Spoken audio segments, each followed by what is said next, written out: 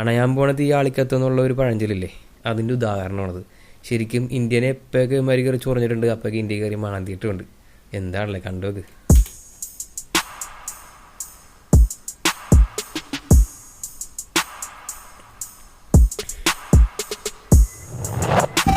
കഴിഞ്ഞ ദിവസവും കൂടി ഒരു ലേഡി രോഹിത് ശർമ്മനെ ജസ്റ്റ് ഒന്ന് മാന്തിയായിരുന്നു.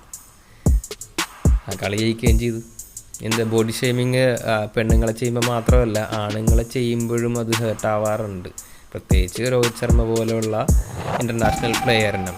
ക്രിക്കറ്റ് എന്ന് പറയുന്നത് പറയാൻ വേണ്ടിയിട്ട് ഫുട്ബോൾ പോലെ ഓവറായിട്ട് സ്ലിം ആയിട്ടിരിക്കുന്നതോ ഫിസിക്ക് ആവശ്യമുള്ള ഒരു കളിയല്ല. എന്നാൽ അത്യാവശ്യം പുള്ളി ബാറ്റ് വേണ്ട ആ ഫിറ്റ്നസ് കാണിക്കുന്നുണ്ട്. ഫിറ്റ്നസ് വേണം, ശരിയാണ്. പൊതുവേ എൻ്റെ അഭിപ്രായം അത് തന്നെയാണ്. പക്ഷേ ക്രിക്കറ്റിൽ അങ്ങനെ ഒരു ഇതില്ല. സേവാഗിൻ്റെയൊക്കെ ബോഡി എന്തായിരുന്നു, അത്യാവശ്യം നല്ല വണ്ണമൊക്കെ ഒരു ഫിറ്റായിരുന്നു.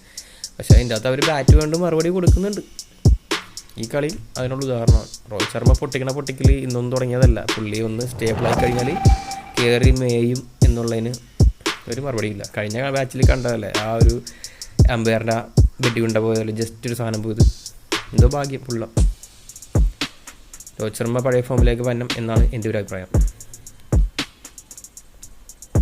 എന്തായാലും പുള്ളിക്കാരത്തേക്കുള്ള ഒരു മറുപടിയാണ് ഈ വീഡിയോ.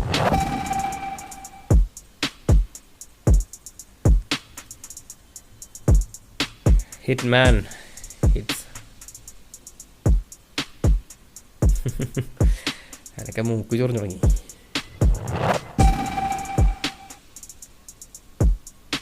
കഴിഞ്ഞ മാച്ചിൽ നിങ്ങൾ കണ്ടിട്ടുണ്ടാവും, KL രാഹുലിനാണ് ലാസ്റ്റ് ഇറക്കിയത്.